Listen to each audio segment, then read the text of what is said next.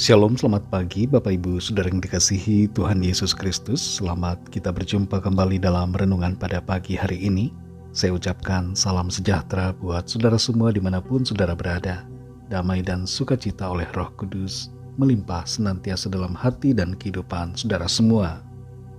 Sebelum kita mendengarkan renungan firman Tuhan, mari kita berdoa. Tuhan Allah Bapa kami dalam sorga, Bapa dalam nama Tuhan Yesus Kristus, kami bersyukur untuk berkat-Mu, kemurahan-Mu, penyertaan-Mu sampai saat ini. Kami ada lagi pada saat ini semua adalah anugerah Tuhan. Dan kami percaya Tuhan menyediakan hal-hal yang terbaik buat kami di sepanjang hari ini. Saat ini kami mau mendengar sabda firman-Mu, urapi kami agar kami mengerti dan tunduk taat pada kehendak-Mu. Dalam nama Tuhan Yesus kami berdoa. Haleluya. Amin. Saudara yang dikasihi Tuhan, ayat renungan kita pada saat ini terdapat dalam 2 Yohanes pasal 1 ayat yang ke-7. Tertulis demikian, sebab banyak penyesat telah muncul dan pergi ke seluruh dunia yang tidak mengaku bahwa Yesus Kristus telah datang sebagai manusia. Itu adalah si penyesat dan anti-Kristus. Saudara yang dikasihi Tuhan, kita harus mengasihi semua orang. Apapun agamanya, apapun sukunya, apapun latar belakangnya, kita tetap harus mengasihi, karena itu adalah perintah Tuhan. Orang-orang yang berbeda denominasi dengan kita, yang berbeda cara ibadah, berbeda doktrin, dan bahkan orang yang punya paham Kristen progresif, juga harus kita kasihi. Namun mengasihi bukan berarti kita meninggalkan iman atau mengkompromikan kebenaran. Sehubungan dengan istilah Kristen progresif yang sering terdengar, apa sebenarnya maksudnya? Pada tahun 1996, James Rowe Adams mendirikan The Center of Progressive Christianity dengan maksud untuk mengakomodasi perkembangan dari pandangan progresif dalam kekristenan. Semakin lama, semakin banyak orang yang mengikuti pandangan ini. Kristen progresif merupakan suatu paham atau kegerakan yang mencoba untuk menyesuaikan nilai-nilai Alkitab dengan nilai-nilai sekuler. Ada beberapa hal yang menjadi ciri-ciri dari kekristenan progresif. Di antaranya adalah yang pertama, tidak mengakui sepenuhnya akan ketuhanan Yesus. Kaum progresif percaya bahwa manusia pada dasarnya baik, sehingga salib tidak diperlukan. Dan Yesus bukanlah Allah yang berinkarnasi jadi manusia. Bagi kalangan progresif, Yesus hanyalah manusia dan teladan dalam menjalani kehidupan yang etis, yang baik dan yang adil. Fenomena ini menunjukkan bahwa apa yang tertulis dalam Yohanes 1 ayat 7 semakin menjadi nyata. Dikatakan bahwa sebab banyak penyesat telah muncul dan pergi ke seluruh dunia yang tidak mengaku bahwa Yesus Kristus telah datang sebagai manusia. Itu adalah si penyesat dan anti-Kristus. Kita semua perlu mengerti bahwa Yesus Kristus bukanlah sekedar manusia biasa, tapi Dia adalah Tuhan, Allah pencipta segalanya. Ciri yang kedua dari Kristen progresif adalah mereka tidak meyakini Alkitab sepenuhnya sebagai firman Tuhan, melainkan hanya sebagian saja. Padahal Alkitab merupakan firman Tuhan yang diwahyukan kepada kita manusia agar kita dapat mengenal kebenaran.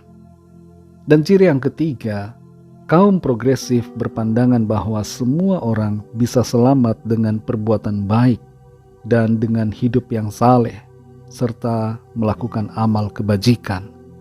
Padahal firman Tuhan menyatakan bahwa setiap orang diselamatkan bukan karena usahanya, tapi karena kasih karunia Allah melalui iman di dalam Kristus. Dan firman Tuhan menyatakan bahwa Tuhan Yesuslah satu-satunya jalan untuk memperoleh keselamatan. Saudara yang dikasihi Tuhan, kata progresif sebenarnya punya makna yang positif, tapi sayangnya istilah Kristen progresif maknanya menjadi negatif.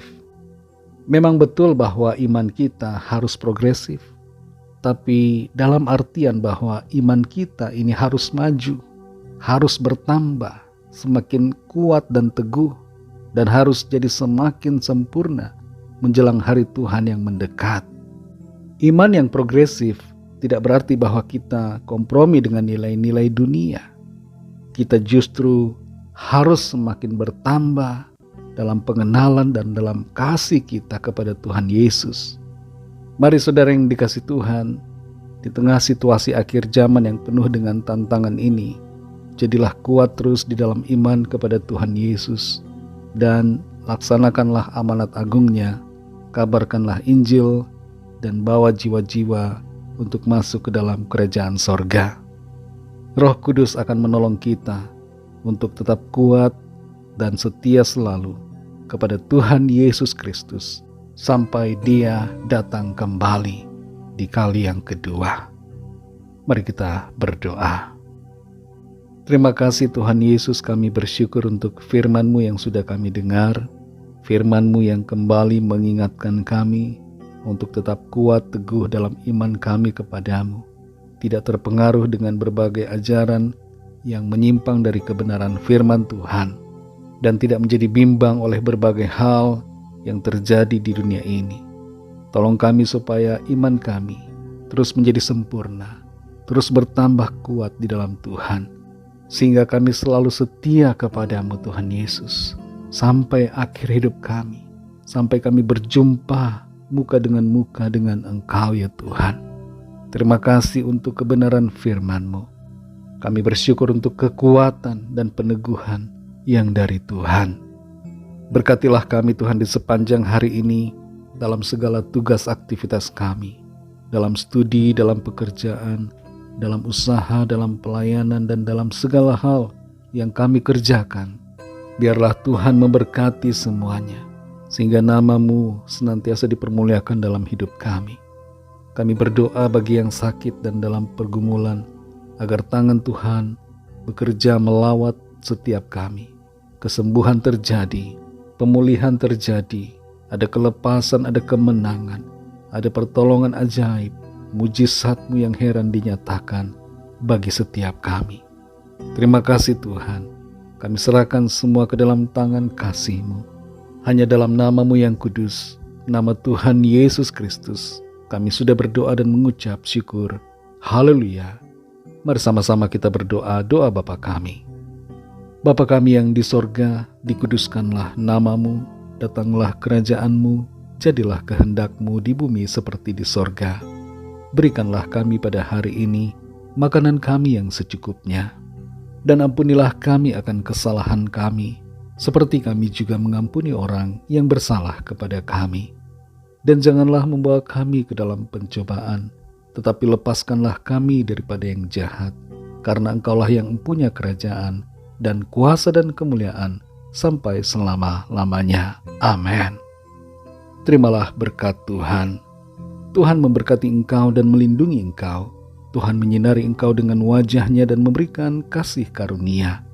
Tuhan menghadapkan wajah-Nya kepadamu dan memberikan damai sejahtera. Berkat anugerah dari Bapa Sorgawi, kasih karunia dari Tuhan Yesus Kristus, dalam persekutuan dengan Roh Kudus, menyertai kita semua, sekarang ini dan sampai Maranatha, Tuhan Yesus datang kembali, dan bahkan sampai selama-lamanya. Dalam berkat nama Tuhan Yesus Kristus, haleluya, amin. Puji Tuhan, saudara yang dikasih Tuhan, saya percaya firman Tuhan menjadi berkat dan kekuatan buat saudara semua, dan Roh Kudus akan menolong saudara untuk selalu kuat dan setia kepada Tuhan. Tuhan Yesus memberkati saudara semua. Sampai jumpa dalam renungan yang berikutnya. Haleluya.